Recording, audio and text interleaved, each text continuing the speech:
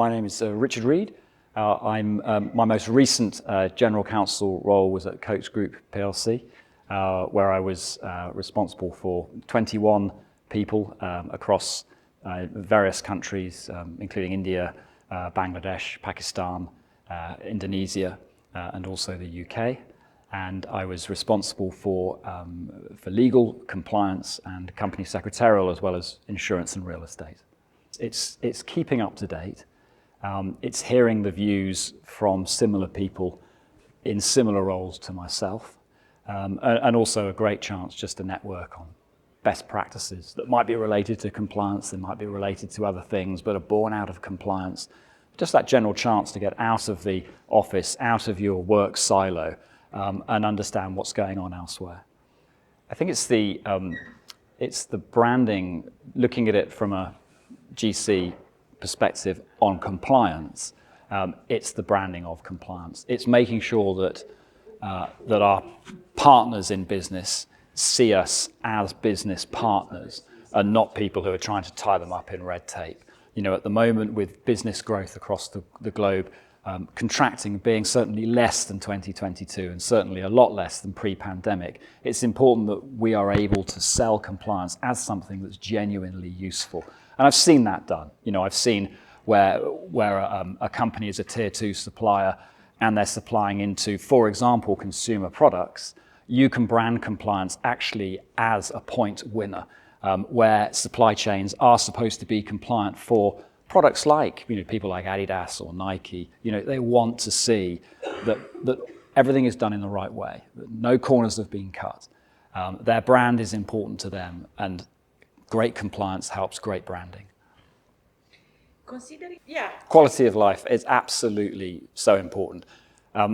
Even before, you know, the cost of living crisis came about, people would be thinking, well, we can't just keep paying people. There comes a point where salary is not enough, and especially now at the moment, we've got to think more creatively about what people want. And the pandemic and lockdown taught us that actually there are a whole host of other things that people find valuable. And the better quality of life that you can offer your teams, the more you'll get out of them. And that might seem paradoxical. What, they work less and they have a better quality of life, but they do more. It is possible. You know, if you can get people really focused while they're there, and they're happy and they're motivated and their quality of life is good, you're going to get more out of your team. This old thing about pay people a lot and expect them to put the hours in because that's how much they're getting paid. That's not great thinking anymore. There are other ways of doing it. Very, very useful. I've spoken to a few, and the quality of the solution providers is very good.